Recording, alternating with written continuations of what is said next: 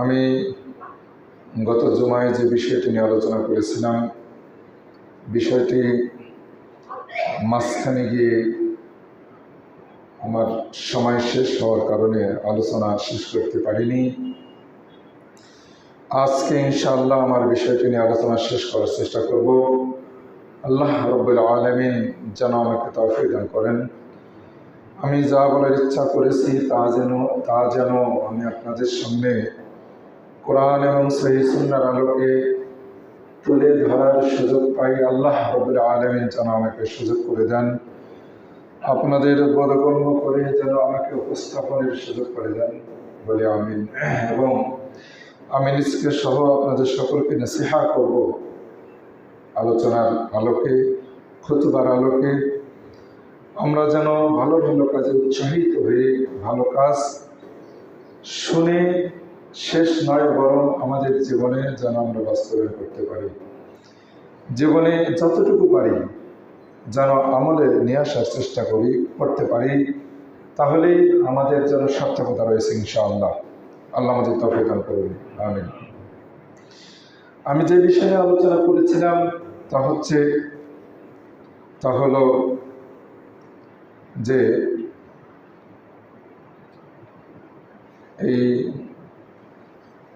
শাওয়াল মাস শেষে আমাদের কি করণীয়, এই বিষয়টি নিয়ে আলোচনা করতে গিয়ে বিশেষ করে একটি বিষয়কে সামনে নিয়ে আলোচনা করছি, তা হলো কাইফা তুতিলু উমরাকা বিল হাসানাত। অত্যন্ত গুরুত্বপূর্ণ, ফজিলতপূর্ণ, সুন্দর সুন্দর আমলের দ্বারা আমাদের ছোট্ট জীবনকে কিভাবে আমরা দীর্ঘ জীবনে, সুদীর্ঘ জীবনে, মহা জীবনে পরিণত করতে পারবো, এমন বিষয় নিয়ে আলোচনা করে আসছি। এই বিষয়টি নিয়ে আলোচনা করতে গিয়ে গত জুমায় আমি যে কয়েকটি পয়েন্টে আলোচনা করব, মাত্র 3টি আপনাদের সামনে তুলে ধরতে পেরেছিলাম। বাকিগুলো আজকে নিয়ে ইনশাআল্লাহ আলোচনা করব। প্রথম যে বিষয়টি বলছিলাম সেটা হচ্ছে, যে কোনো কাজের মধ্যে আপনি যেমন নিয়াত করবেন, নিয়াত গুণে আপনার বরকত হবে, নিয়াত গুণে আপনার বরকত হবে, কল্যাণ আপনি লাভ করতে পারবেন। দলিল প্রমাণ সহ আমরা আলোচনা শুনেছিলাম। দ্বিতীয় যেটা বলেছিলাম, আত্মীয়তার সম্পর্ক বজায় রাখার ব্যাপারে। তৃতীয় যেটা শুনেছিলাম, হুসনুল খুলুক, উত্তম চরিত্র, ভালো চরিত্র। এই বিষয়গুলো নিয়ে আমরা অনেক আলোচনা শুনি। আমার এই বিষয়কে সামনে রেখে আমি মিল দিয়ে কথা বলার চেষ্টা করছিলাম। আজকে 4 নম্বরে যাব আমরা, 4 নম্বর। সেটা হচ্ছে আল ইহসানু ইলাল জার, প্রতিবেশীর প্রতি সহানুভূতি দেখানো। প্রতিবেশীকে যত পারেন প্রতিবেশীকে ছাড় দিতে হবে। এই বিষয়টি নিয়ে এই যে ভালো চরিত্র, আত্মীয়তার সম্পর্ক বজায় রাখা এবং প্রতিবেশীর প্রতি ইহসান করা, প্রতিবেশীকে দয়া করা, প্রতিবেশীর বিপদে নিজকে বিপদগ্রস্ত মনে করা, প্রতিবেশীর আনন্দে আনন্দিত হওয়া, প্রতিবেশীর কষ্টে কষ্ট পাওয়া, এই কথা বলছিলাম। প্রতিবেশীর প্রতি ভালো আচরণ করা, এই হলো 4 নম্বর অবস্থা। এখানে যে হাদিসটি আমি আপনাদের সামনে তুলে ধরব, হাদিসটি হচ্ছে ইমাম আহমদ নিয়ে এসেছেন 25,259 নম্বর হাদিসে, আবু ইয়ালা 4,530, ইমাম বাইহাকি নিয়ে এসেছেন 20,826 নম্বর হাদিসে। হাদিসটি সহিহুল জামিউর মধ্যে এসেছে। হাদিসে যে কথাটি আল্লাহ রাসূল বলছেন, সিলাতুর রাহিমে, আত্মীয়তার সম্পর্ক বজায় রাখা, যেটা 2 নম্বরে আমরা পার হয়ে চলে আসছি। হুসনুল খুলুক, এবং ভালো চরিত্র, যেটা আমরা 3 নম্বরে আলোচনা শুনেছি ইতিমধ্যে। হুসনুল জওয়ার, এই হাদিসে 3টা পয়েন্টের কথা আসছে। 3য় নম্বর সেটা হচ্ছে হুসনুল জওয়ার। হুসনুল জওয়ার, প্রতিবেশীদের সাথে ভালো আচরণ, প্রতিবেশীদের সাথে ভালো আচরণ, ভালো চরিত্র দেখানো, ভালো চরিত্রের হওয়া। গত জুমায় যে আমরা যে তৃতীয় অবস্থাটি যেটা আমরা জেনেছি বা দ্বিতীয় অবস্থা যেটা জেনেছি, সেখানেই কিন্তু হুসনুল জেওয়ার এক আছে, প্রতিবেশীদের সাথে ভালো আচরণ, এই বিষয়টি আছে, ভালো চরিত্রের মধ্যে আছে। কিন্তু এ হাদিসে একটু স্বতন্ত্র একটা বিষয় আসছে, যে কারণে যদিও পূর্বের হাদিসগুলোতে এই ভাষাটা নাই, এই বাক্যটুকু নাই, যে কারণে এখানে এই কথাটি আমি নিয়ে আসছি। তো আল্লাহ রাসূল সাল্লাল্লাহু আলাইহি ওয়াসাল্লাম বলছেন এই তিনটি কাজ, সেটা হচ্ছে আত্মীয়তার সম্পর্ক বজায় রাখা, ভালো চরিত্রবান হওয়া, উত্তম চরিত্রের অধিকারী হওয়া, এবং 3 নম্বর হচ্ছে প্রতিবেশীর সাথে ভালো আচরণ। আল্লাহ রাসূল বললেন ইউআম্মিরনা দিয়ার, এগুলো পৃথিবীকে আবাদ করে, পৃথিবীকে, জনপদকে আবাদ করে। আপনার প্রতিবেশী হতে চাইবে, আপনি যদি প্রতিবেশীর সাথে ভালো আচরণ করেন তাহলে মানুষ আপনার কাছাকাছি থাকতে চাইবে, মানুষ আপনার সাথে উঠা বসা করবে, আপনার এলাকা ভালোদের দ্বারা আবাদ হবে। ইউআম্মিরনা দিয়ার, দেশকে আবাদ করবে, আপনার জনপদ আবাদ হবে, ভালো ভালো মানুষদের দ্বারা আবাদ হবে। ওয়াজিদনা ফিল আমাল, এবং বয়স বৃদ্ধি করবে। দুটি কথা আসছে, একটা হচ্ছে যে আপনার এলাকা আবাদ হবে, আরেকটি হচ্ছে যে বয়স বৃদ্ধি পাবে। আপনার কাছাকাছি একজন মানুষের কাছে কখন মানুষেরা আসে বলুন তো দেখি? যখন তার থেকে মানুষেরা অনেক উপকৃত হয়, তাই কিনা? কখন আসবে আপনার কাছে মানুষ? কখন আসবে? যখন আপনার দ্বারা মানুষেরা অনেক উপকৃত হবে। আপনার কাছে গেলে, দুঃখে কষ্টের মধ্যে গেলে শান্তি পাবে, বিপদের মুহূর্তে গেলে আপনার মাধ্যমে সহযোগিতা পাবে, সাহায্য পাবে, ভালো পরামর্শ পাবে। আপনি তার কষ্টে আপনি তাকে সমবেদনা জানাবেন, এজন্য তো আপনার কাছে মানুষেরা আসবে।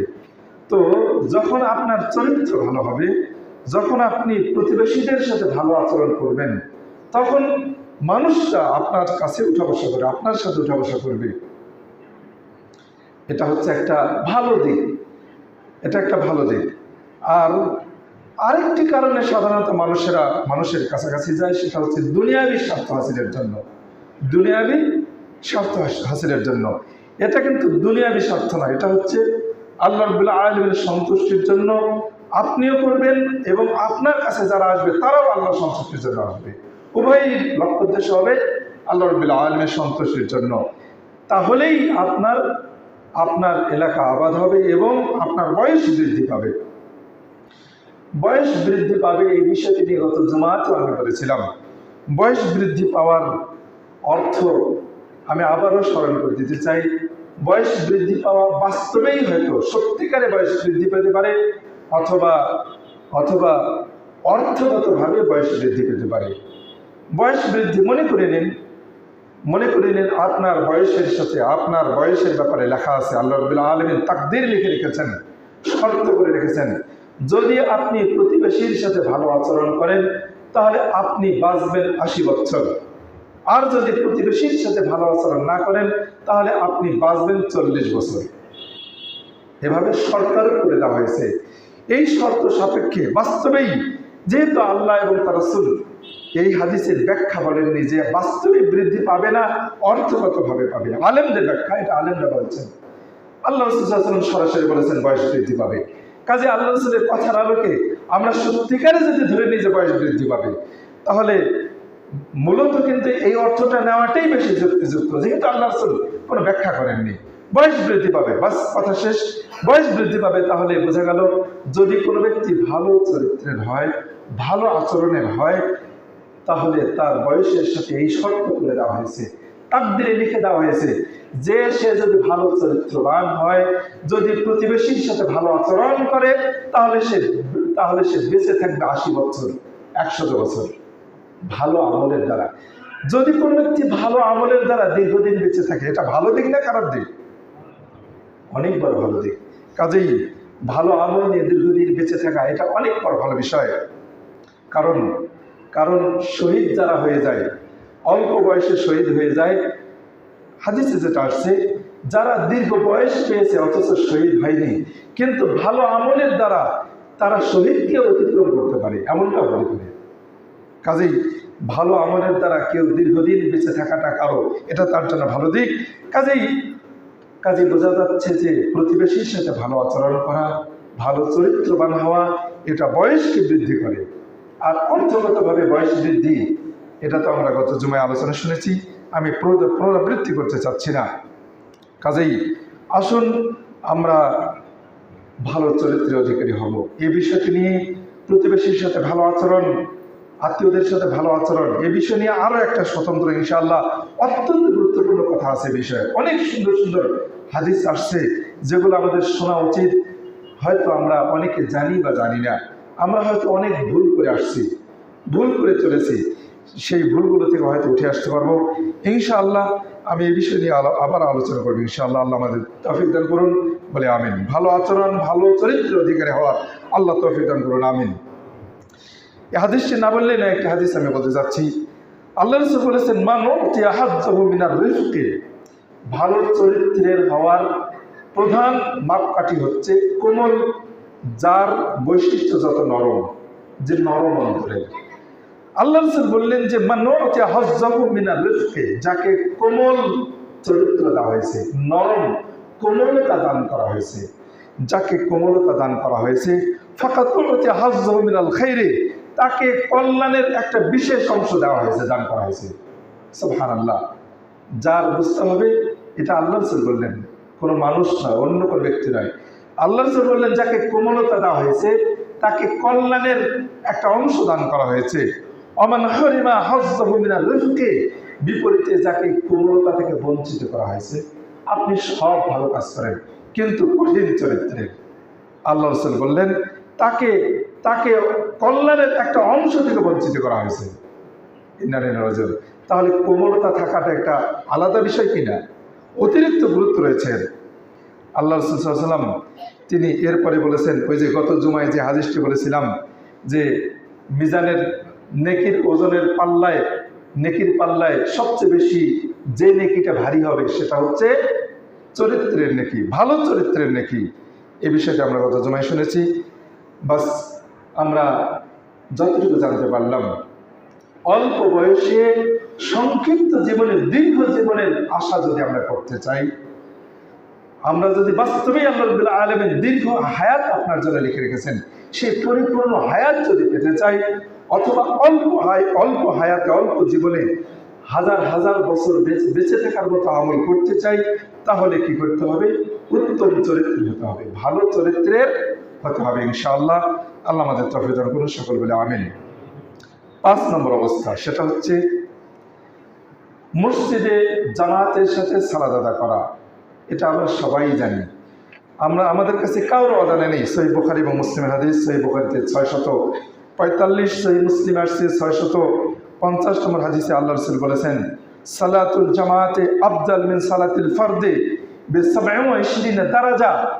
একাকী যদি কোনো ব্যক্তি সালাত আদা করে, আর একাকী সালাত যদি আদা করে, আর অন্য কোনো ব্যক্তি জামাতের সাথে সালাত আদা করলো, তাহলে যে জামাতের সাথে সালাত আদা করলো সে একাকী সালাত আদাকারীর চেয়ে 27 গুণ বেশি নেকি পাবে, 27 গুণ বেশি নেকি পাবে। আমরা এ বিষয়টা একটু হিসাব নিকেশ করি।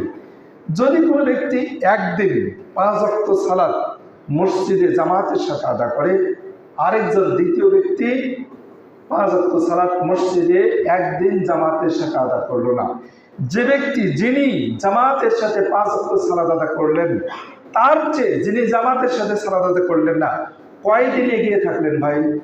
27 দিন এগিয়ে থাকলেন, 27 দিন।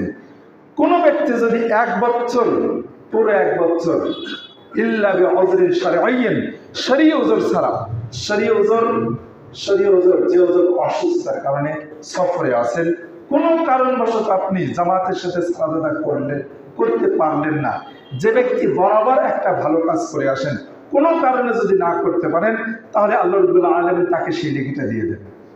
সুবহানাল্লাহ।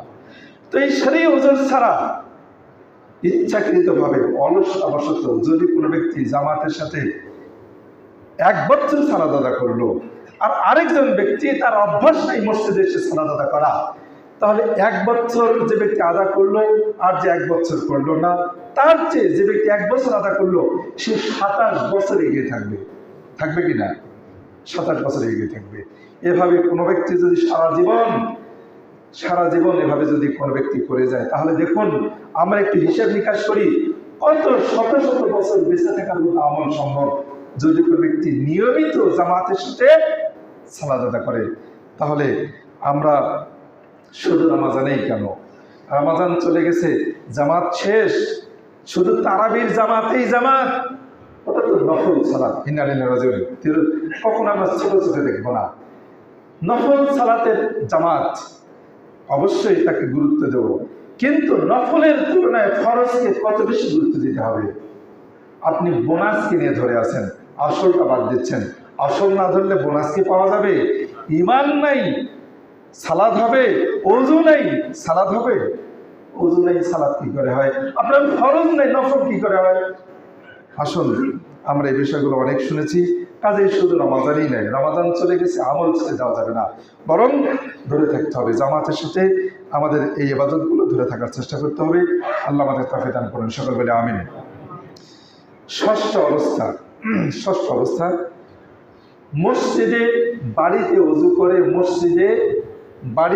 করে মসজিদে যে ব্যক্তি গমন করবে, মসজিদে আসবেন যিনি, তার গুরুত্ব দেখুন। আবু উমামা সাহাবী থেকে বর্ণিত হাদিসটি ইমাম আবু দাউদ 558 নম্বর হাদিসে নিয়ে আসছেন। আল্লাহ রাসূল সাল্লাল্লাহু আলাইহি ওয়াসাল্লাম তিনি বললেন, মান খারাজা মিন বাইতিহি মুতাতাহহিরান। দেখুন অত্যন্ত গুরুত্বপূর্ণ হাদিস।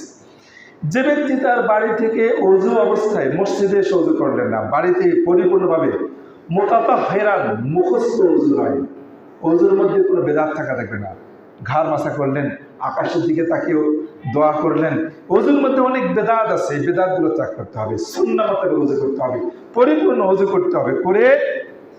করে যে ব্যক্তি ফরজ সালাত আদায়ের উদ্দেশ্যে মসজিদে আসলো, বাড়িতে ওযু করে পরিপূর্ণভাবে ওযু করে মসজিদে ফরজ সালাতের আদায়ের উদ্দেশ্যে আসলো, ফাআজরুহু কাজরিল হাজ্জিল মুহরিম, সে যেন ইহরামকারী একজন হজ সম্পাদনকারীর মতো। সুবহানাল্লাহ, আল্লাহু আকবার। ওমান খারাজা, দ্বিতীয় গুরুত্ব দেখুন, ওমান খারাজা ইলা তাসবিহিদ দুহা, এবং যে ব্যক্তি মসজিদে সালাতুদ দুহা আদায়ের উদ্দেশ্যে আসলো, ওইভাবে একইভাবে মসজিদে সালাতুদ দুহা মসজিদে আদায়ের গুরুত্ব অনেক বেশি। বাড়িতে আদা করলে অবশ্যই তার গুরুত্ব আছে, সামনে এই বিষয়টি নিয়ে আসছি আমি, কিন্তু মসজিদে সালাতুদ দুহা আদায়ের গুরুত্ব আবার আলাদা। কারণ এখানে মসজিদে তো ওই সময় একটা আনকমন একটা বিষয়, এই সময় থেকে মসজিদে আসে না, কাউকে দেখানোর উদ্দেশ্যে ওই সময় মসজিদে আসা সম্ভব না। আজকে আমাদের মসজিদগুলো দরজা বন্ধ থাকার কারণে হয়তো এই আমলটা আমাদের জন্য করা খুব কষ্টকর, কিন্তু একটু জায়গা রাখা উচিত যেখানে যদি কেউ এই আমলটা করতে চায় তাহলে যেন করতে পারে। আল্লাহ রাসূল বললেন, ঠিক একইভাবে যে ব্যক্তি সালাতুদ দুহা আদায়ের উদ্দেশ্যে মসজিদে আসলো, লা ইউনসিবুহু ইল্লা ইয়াহু, এই মাত্র সালাতুদ দুহা আদায়ের উদ্দেশ্যেই তাকে মসজিদে সালাতুদ দুহাই, এই সালাতটাই তাকে মসজিদে নিয়ে আসলো, অন্য কোনো উদ্দেশ্য নয়, তাহলে ফাজরু কাজরিল মুহতামির, সে একজন উমরাকারীর মতো, সুবহানাল্লাহ, উমরাকারীর মতো নেকি পেয়ে গেল। ও সালাতুন আলা ইসরি সালাতিন, এবং একটা সালাত আদা করার পর আরেকটা সালাতের আদায়ের উদ্দেশ্যে যে ব্যক্তি মসজিদে অবস্থান করলো বা অপেক্ষা করলো, একটা সালাত আদায় করে আরেকটা সালাতের অপেক্ষা থাকলো, লা লাহওয়া বাইনাহুমা, এই দুই সালাতের মাঝখানে এক সালাত আদা করে তাসবিহ তাহলিল জিকির আজকারের মধ্যে থাকলো, লা লাহওয়া বাইনাহুমা, এর মাঝখানে অনর্থ কোনো কথা চলবে না, কোনো হাসি তামাশা রংরস কোনো দুনিয়াবি কোনো বিষয় চলবে না, একমাত্র জিকির আজকার কোরআন তেলাওয়াত ইবাদতের মধ্যে থাকতে হবে, আর পরের অর্থের উদ্দেশ্যে থাকতে হবে। আল্লাহ রাসূল বললেন, তাহলে কিতাবুন ফি ইল্লিয়িন, তাকে ইল্লিয়িনদের মধ্যে লিখে রাখা হবে। সুবহানাল্লাহ, ইল্লিয়িনদের মধ্যে। আচ্ছা, ইল্লিয়িনদের কাদেরকে পৌঁছানো হয় বলেন তো দেখি? কাদের আত্মাকে পৌঁছানো হয়? যারা জান্নাতি, তাদের আত্মাকে কব্জ করার পর সেই আত্মার সুগন্ধ ছুটে আসমান, প্রত্যেকটা আসমান যখন ফেরেশতা অতিক্রম করেন, তার আত্মার সুগন্ধ ছুটে, সকল ফেরেশতারা তার সুগন্ধি পায়। সেই আত্মাকে নিয়ে জান্নাতি ফেরেশতারা সেই আত্মাকে নিয়ে সেই ইল্লিয়িনে চলে যান। আল্লাহ রাসূল সাল্লাল্লাহু আলাইহি ওয়াসাল্লাম বললেন, যে ব্যক্তি একটা সালাত আদায়ের পর আরেকটা সালাতের অপেক্ষা থাকলো, মাঝখানে অনর্থ কোনো কথা বললো না, এই ব্যক্তিকে ইল্লিনদের মধ্যে লিখে রাখা হবে।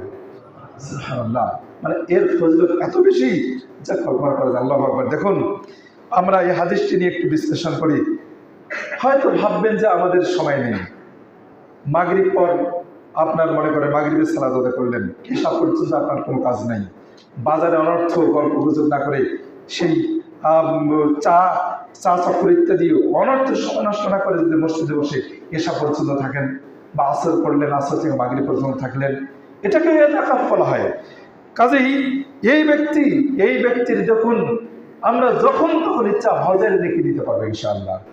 একটা উমরাকারীর উমরার সমান নেকি আমরা অর্জন করতে পারবো যদি এই বিশেষ উদ্দেশ্যে, বিশেষ পদ্ধতিতে, এই নিয়াতে যদি আমলগুলো আমরা করতে পারি। শুধুমাত্র রমজানেই কেন, রমজানের বাহিরেও যখন মন চায় হজের নেকি অর্জন করা সম্ভব, উমরার নেকি অর্জন করা সম্ভব, ইল্লিনদের কাতারে যাওয়া সম্ভব। এটা একমাত্র ইখলাস, ইহতিসাব, লোক দেখানো, লোক শোনানোর উদ্দেশ্য নয়, আল্লাহ রাব্বুল আলামিনের সন্তুষ্টির জন্য। এইসব নিয়াতে যদি আমরা এই আমলগুলো করতে চাই, ইনশাআল্লাহ করতে পারবো। আল্লাহ আমাদের তৌফিক দান করুন। আমরা মাসে একদিন তো করতে পারবো, সপ্তাহে একদিন তো করতে পারবো, আমরা যতটুকু করি ছুটির দিনগুলোতে তো আমরা এই কাজটা করতে পারবো ইনশাআল্লাহ। ব্যবসা বাণিজ্য যেদিন বন্ধ থাকে, আমাদের পরিবার পরিজন নিয়ে খাওয়া দাওয়ার ভিন্ন একটা নতুন ব্যবস্থা আমরা সাধারণত করে থাকি ছুটির দিনগুলোতে। ব্যবসা বাণিজ্য আজকে বন্ধ, অফিস আদালত বন্ধ, আমাদের প্রত্যেকের প্রায়জনেরই আমাদের পারিবারিক কিছু সিদ্ধান্ত থাকে যে আমরা এই দিনে এই কাজটা করবো। ইবাদতের ব্যাপারে আমাদের কি কোনো সিদ্ধান্ত থাকে? খুব কম, বিরল, খুবই কম। আমরা ইনশাআল্লাহ ইবাদতের ব্যাপারে এরকম ছুটির দিনগুলোতে একটু সিদ্ধান্ত নেওয়ার চেষ্টা করবো। আল্লাহ রাব্বুল আমাদেরকে সকলকে তৌফিক দান করুন, সকল বলে আমিন। এরপরে যে বিষয়টি নিয়ে ভাববো তা হচ্ছে, যাদের আল্লাহ রাব্বুল আলামিন অর্থ সম্পদ দান করেছেন তাদের দেরি নয়, হজ সম্পাদনে দেরি করা যাবে না, যত দ্রুত সম্ভব যেতে হবে, কাবা শরীফের জিয়ারত করতে হবে, বাইতুল্লাহ জিয়ারত করতে, হজ সম্পাদন করতে হবে।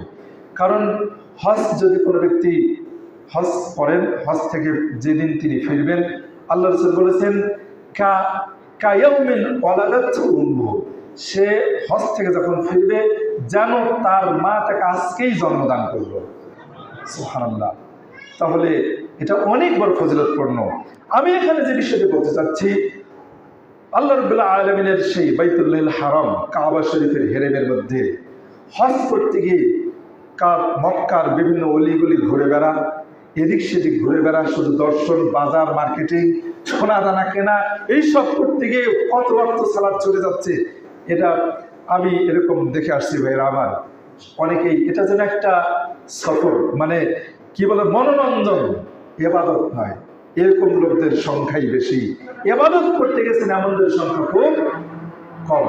তারা যেন সেই সৌদি আরবের রাস্তাঘাট দেখে বেড়াচ্ছেন, তারা যেন সেখানকার মার্কেট দেখে বেড়াচ্ছেন, কোথায় কি পাওয়া যায় না যায় সব হদিস সব তাদের কাছে আছে। বিনালিল্লাহ, এক ওয়াক্ত সালাত হেরেম শরীফে ত্যাগ করাটা এটা অনেক বড় ক্ষতি। আল্লাহ রাসূল সাল্লাল্লাহু আলাইহি ওয়াসাল্লাম বলেছেন যে মক্কায় 1 রাকাত সালাত আদা করলে আমাদের এই মসজিদে 1 লক্ষ রাকাতের সমান নেকি পাওয়া যাবে। আপনি এবার ক্যালকুলেশন করুন, একদিন সমান 5 ওয়াক্ত, 1 বছর সমান 1800 ওয়াক্ত, 1800 ওয়াক্ত। 1 বছর ধরে আমরা যদি মসজিদে সালাত আদা করি 1800 ওয়াক্ত হয়। এবার 1 লক্ষকে 1800 দিয়ে যদি ভাগ দেন তাহলে 55.55, প্রায় 55.5 বছর 1 রাকাত 1 ওয়াক্ত নামাজ যদি কাবা শরীফে আদা করেন তাহলে 55.5 বছর, 50 বছর 6 মাসের সমান নেকি পাওয়া সম্ভব মাত্র 1 ওয়াক্তের দ্বারা। সুবহানাল্লাহ, মাত্র 1 রাকাতের দ্বারা, 1 ওয়াক্তের দ্বারা। তাহলে এই নেকি ছেড়ে দেওয়াটা বোকামি কিনা? অনেকে এই কাজ করে ভাইয়েরা। যারা হজের সিদ্ধান্ত নিয়েছি আমরা কখনো সাধারণত বিশেষ জায়গা ছাড়া, বিশেষ জায়গা আছে যেখানে গেলে হয়তো ঈমান বৃদ্ধি পাবে, এমন জায়গাগুলো ছাড়া অন্য কোথাও যাওয়া আসলে অনর্থ সময় নষ্ট করা উচিত নয়। হ্যাঁ, আপনি হেরা গুহায়, সেখানে আল্লাহ রাসূল সাল্লাল্লাহু আলাইহি ওয়াসাল্লাম হেরা গুহা দেখতে গিয়েছিলাম। সেখানে এত উঁচু পাহাড় যে আমাদের মতো লোকদের উঠা সেখানে অনেক কঠিন, অনেক কঠিন। সেখানে একজন সেই মা খাদিজা রাদিয়াল্লাহু আনহা, তিনি সেখানে কিভাবে উঠেছেন। এইসব ইমানি জাজবা চেতনাকে যদি বৃদ্ধি করার জন্য যদি কোনো ব্যক্তি সেগুলোতে বেড়াতে যান, সেটা ভিন্ন বিষয়। কিন্তু বাজার করা, মার্কেটিং করা ইত্যাদি এইসব বিষয় নিয়ে আপনি কাবা শরীফে 1 রাকাত সালাত ছেড়ে দেবেন, এটা অনেক ক্ষতি, মহা ক্ষতি। 55 বছরের ইবাদতকে নষ্ট করে দিলেন 1 রাকাত, 1 ওয়াক্তের দ্বারা। কাজেই আমরা যাদের সুযোগ আছে, সময় আছে, আমরা এই সুযোগগুলো নেওয়ার চেষ্টা করব। শুধু রমজানের মধ্যেই ইবাদত সীমাবদ্ধ নয়, আরো জীবনের বহু সুযোগ রয়েছে, বহু সময় রয়েছে। যাদের সুযোগ রয়েছে আমরা এই সুযোগগুলো নেওয়ার চেষ্টা করি ইনশাআল্লাহ। হজ যার উপর খরচ হয়েছে, এখনই সিদ্ধান্ত নিতে হবে, দেরিতে নয়, যত তাড়াতাড়ি পারেন। আপনি হজ সম্পদের আগেই যদি মৃত্যুবরণ করেন, আপনার মৃত্যুর পর তো আপনার ছেলেমেয়েরা আপনার সম্পদ নিয়ে কারাকারি শুরু করবে। আপনার যেই ফরজ ইবাদত ছুটে গেছে, এটা তার হিসাব নিকাশ করবেন না। যদি তারা করতে যায়, তারা ভাববে অনেক ক্ষতি হয়ে যাবে, কারণ একটা হজ সম্পাদনে এখন অনেক টাকা খরচ হচ্ছে। আপনার এসব তারা অঙ্ক কষবে না, দেখবে না। কাজেই আপনার ইবাদত আপনাকে করতে হবে। গত জুমায় আমরা শুনেছিলাম, চালাক তো সেই, গত জুমায় শুনেছিলাম, চালাক তো সেই যে নিজের হিসাব নিকাশ করে। আপনি আপনার হিসাব নিকাশ করলেন, মৃত্যুর আগেই আপনার অঙ্ক করছেন, আপনার জীবনের অঙ্ক করছেন, কতটুকু ঠিক করলেন, ভুল করলেন, এটা আপনি দেখলেন। আপনি নিজেকে আগে গুরুত্ব দিন। আসুন, আল্লাহ রাব্বুল আলামিন আমাদেরকে এই বিষয়গুলো ভেবে চিন্তে আমল করার তৌফিক দান করুন। সকল বলে আমিন। সালাতুদ দুহা নিয়ে একটু আগে যা হাদিস আমরা শুনছিলাম, এর গুরুত্ব আমরা জানতে পারলাম যে একটা ওমরার সমান নেকি হবে যদি কোনো ব্যক্তি মসজিদে এসে আদা করেন। আর যেখানে ইচ্ছা আপনি যদি আদা করেন, তাহলে এর ফজিলত কত বড় দেখুন। আপনি মনে করেন বাড়িতে পড়লেন, সহিহ মুসলিমের 1544 নম্বর হাদিসে আসছে, যে হাদিসের অর্থটা আমরা সকলেই জানি। আদম সন্তানের শরীরে মোট কতটি জোড়া আছে? 360টি জোড়া, 360টি হাড় আছে, জোড়া আছে। প্রত্যেকটি হাড় আল্লাহ রাব্বুল আলামিনের সৃষ্টি, আশ্চর্য সৃষ্টি।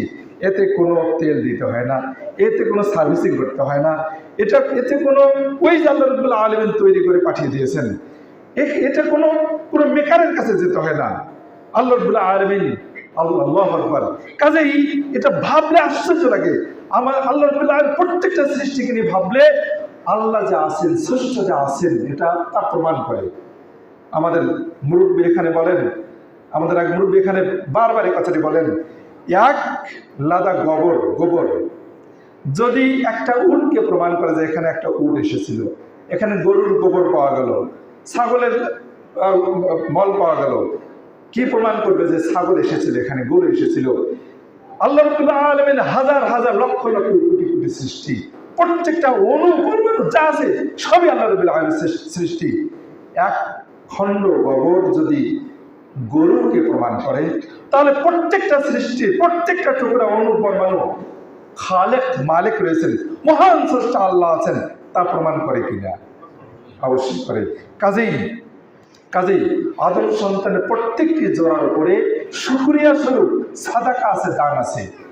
আমরা কি 360টি জোড়ার পক্ষ থেকে 360 বার আজকে দান করতে পারবো?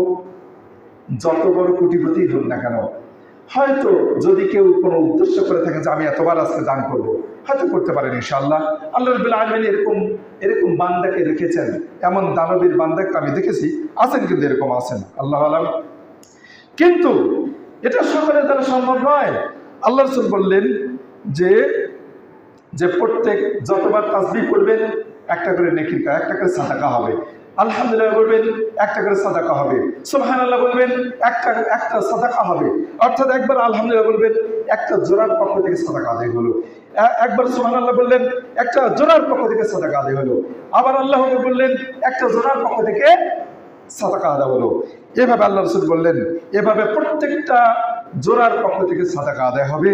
কিন্তু আল্লাহ রাসূল বললেন, ওয়া ইউজিজু মিন যালিকা রাকাতান, এই সকল 360টি জোড়ার পক্ষ থেকে, সকল সাদাকার পক্ষ থেকে মাত্র 2 রাকাত সালাত যথেষ্ট হবে। সুবহানাল্লাহ। সেটা কি? সালাতুদ দুহা। যদি কোনো ব্যক্তি সালাতুদ দুহা আদা করে সূর্য একটু উপরে ওঠার পর, এই সূর্য খাড়া হওয়ার আগ পর্যন্ত যদি কোনো ব্যক্তি 2 রাকাত সালাত আদা করে, তাহলে তার এই 360টি জোড়ার পক্ষ থেকে সাদাকা করার জন্য যথেষ্ট হবে। শুকরিয়া আদায় হলো। আল্লাহ রাব্বুল আলামিন আপনাকে আমাকে সুস্থ রেখেছেন, তিনি এই আজব আশ্চর্য সৃষ্টি আপনার আমার দেখে রেখেছেন। এই আশ্চর্য সৃষ্টির পক্ষ থেকে শুকরিয়া আদায় হবে, আল্লাহর জন্য কৃতজ্ঞতা প্রকাশ করা হবে। 2 রাকাত সালাত, তাহলে এর মধ্যে কত গুরুত্ব রয়েছে। শুধু রমাজানেই, রমাজানের মধ্যে দান করলে, লাইলাতুল কদরের 1 রাত্রে দান করলে, 1 রাত্রের ইবাদত যেহেতু 1000 মাসের ইবাদতের চেয়ে উত্তম, 1 রাত্রে দান করলে 1000 মাস ধরে দান করলে যত নেকি হবে তার চেয়ে বেশি উত্তম। ঠিক অনুরূপ আমরা উদাহরণস্বরূপ নিতে পারি যে যে এই 2 রাকাত সালাত আদা করলে 360টি দানের সমান নেকির মতো কাজ হবে। মাত্র 2 রাকাত সালাত। আপনার আমার টাকা পয়সা নেই, কিন্তু এইভাবে আল্লাহ রাব্বুল আলামিন শুকরিয়া আদায় করা সম্ভব হবে। আল্লাহ রাব্বুল আমাদেরকে এই বিশেষ ফজিলতপূর্ণ গুরুত্বপূর্ণ ইবাদতগুলো করার তৌফিক দান করুন। সকলে বলে আমিন। জুমার দিনের ব্যাপারে আমরা পরবর্তী অবস্থায় যাচ্ছি। জুমার দিনের ব্যাপারে আমরা এই বিষয়ে হাদিস এর আগে অনেক শুনেছি, আর প্রায় 7-8-10 বছর আগে আমি এই বিষয়টি খুতবা দিয়েছিলাম। এই যে বিষয় নিয়ে কথা বলতেছি, কিন্তু অল্প আমলে অনেক নেকি, অল্প জীবনে দীর্ঘ জীবন অর্জনের জন্য, দীর্ঘ জীবনের নেকি অর্জনের কিভাবে উপায়, এই বিষয়টি নিয়ে শুধুমাত্র এই বিষয়টি নিয়ে কয়েকটি জুমা নিয়ে আলোচনা করেছিলাম প্রায় 8-10 বছর আগে।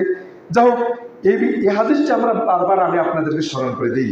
এরপরে আজকে আবার বলছি যে জুমার দিনে যে ব্যক্তি উত্তমভাবে গোসল করবে, পরিপূর্ণভাবে গোসল করবে এবং সুম্মা বাক্কারা অবতাকারা, সকাল সকাল মসজিদে গমন করবে, সকাল সকাল মসজিদে আসবে,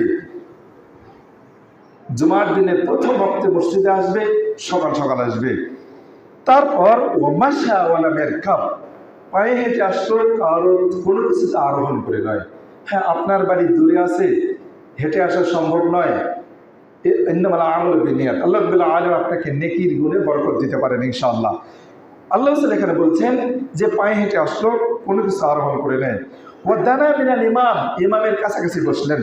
শুধুমাত্র 2 তলাতেই অনেকের বসার অভ্যাস আছে, আমি দেখি প্রতি জুমায় দেখি। কিছু কিছু ভাই আছেন, আমি তখনও উপর থেকে নিচেই নামিনি, খুতবাতে আসিনি, নিচে এখনো বহু জায়গা ফাঁকা, 2য় তলায় তিনি বসে গেছেন। কি যে কারণ আল্লাহ আলাম, আল্লাহ ভালো জানেন। কেন যে নিজেকে পিছিয়ে রাখেন? ইন্না লিল্লাহি ওয়া ইন্না ইলাইহি রাজিউন। একটা হাদিস আসছে, আল্লাহ রাসূল বলেছেন যে ব্যক্তি পিছিয়ে থাকে আল্লাহ তাকে পিছিয়েই রেখে দেন। যে যেমন থাকতে চায় আল্লাহ তাকে তেমনই রেখে দেন। আল্লাহ আমাদেরকে পিছিয়ে যারা থাকে তাদের কাতারে না রাখুন, যেন তিনি না রাখেন। আল্লাহ তৌফিক দান করুন। চেষ্টা করতে হবে, আগে উট বাঁধতে হবে, তারপর আল্লাহর উপর ভরসা করতে হবে, যেন উটটা পালিয়ে না যায়। আপনি ভাত নিয়ে প্লেটে নিয়ে বসে থাকলেন, আল্লাহ আমাকে খাওয়াই দিবে না, কখনো নয়। আপনাকে ব্যবস্থা করতে হবে, আগে আসলেন, আগে বসার চেষ্টা করতে হবে। আল্লাহ আমাদের তৌফিক দান করুন। ইচ্ছা করে এই বোকামি, এর চেয়ে বোকার কে হতে পারে? এই বোকামি যেন আমরা না করি। কাজেই আগে আসবে, সকাল সকাল আসতে হবে, কাছাকাছি ইমামের কাছাকাছি বসতে হবে, ওয়াস্তামা এবং মনোযোগ দিয়ে খুতবা শুনতে হবে, ওয়ানসাতা, চুপ থাকতে হবে, কোনো কথা বলা যাবে না। আমি এই বিষয়টি নিয়ে প্রায় জুমাই সতর্ক করে দিই। আমি আপনাদেরকে বিনীতভাবে অনুরোধ করব, আমরা দেখা যাচ্ছে যে অনেক কাতার ফাঁকা আছে, কাতারে এখনো অনেক লোকের জায়গা হবে। এখন যারা আসেন তাদেরকে সামনে আসাটা তাদের জন্য অন্যায়। অন্যায় কি? যে তাদের হাদিসে আসছে তার জুমা হবে না। এখন তাদেরকে যদি আমি নিষেধ করি, তারা যেটা বলেন যে ভাই সামনে অনেক জায়গা ফাঁকা রেখে অনেকেই বসেন, তাদের কারণে আমরা এই অন্যায়টা করতে বাধ্য হই। এটা প্রথম অন্যায়। যারা সামনে ফাঁকা রেখে পিছনে বসেন, এটা প্রথম অন্যায়।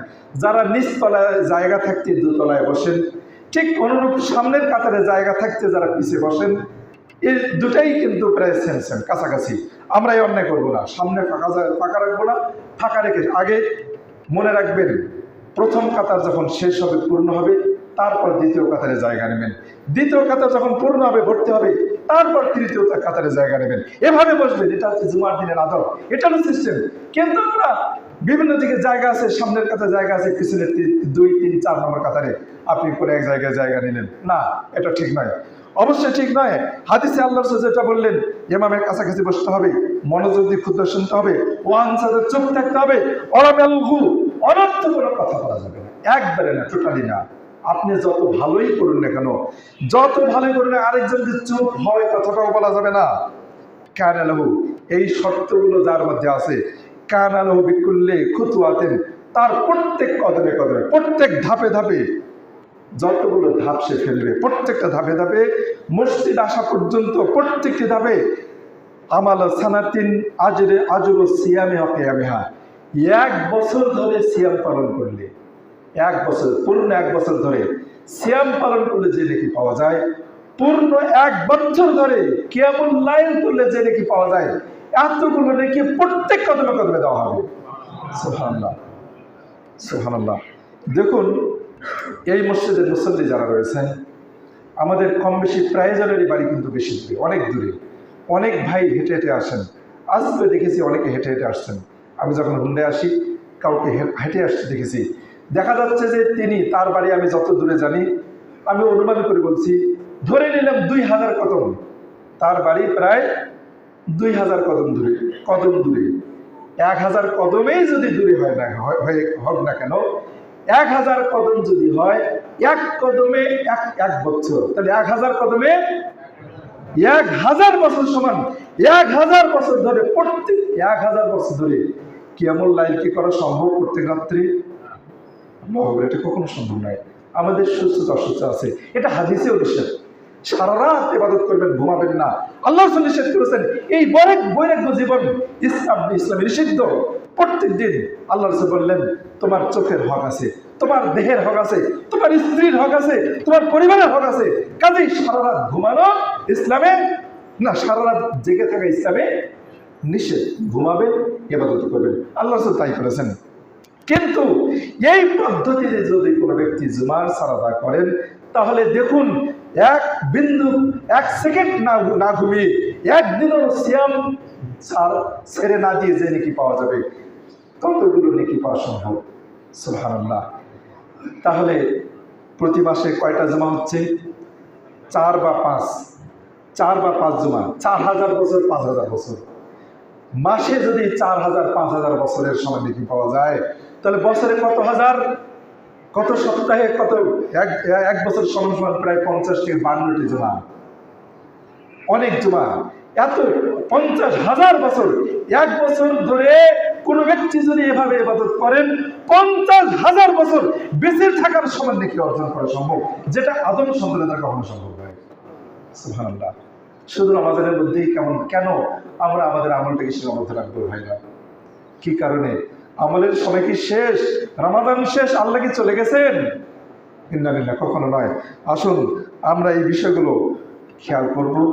এই নিয়াত থাকতে হবে, পূর্ব প্রস্তুতি থাকতে হবে, পরিকল্পনা থাকতে হবে। জুমার দিনে আপনার আমার এই পরিকল্পনা থাকতে হবে, তাহলে তো ইনশাআল্লাহ এই আমলগুলো আমরা করতে পারবো। আল্লাহ রাব্বুল আমাদেরকে সে এইভাবে আমাদের আমলগুলো করা তৌফিক দান করুন। সকল বলে আমিন, আমিন। রমাদানুল মুবারকে সময় শেষ। আমি নির্দিষ্ট সময় অতিক্রম করে যাওয়ার কারণে অনেক ভাই কষ্ট পান। আমি সময় দিয়ে খেয়াল করে নিয়ে যে 2-3 মিনিট পার হয়ে চলে গেছে। দেখা যায় ইনশাআল্লাহ আগামী আরও কিছু কথা বাকি থাকলো। আমরা যতটুকু শুনলাম, শুনেই আমরা সমাপ্ত করব না, আমরা আমাদের জীবনে বাস্তবায়ন করব ইনশাআল্লাহ।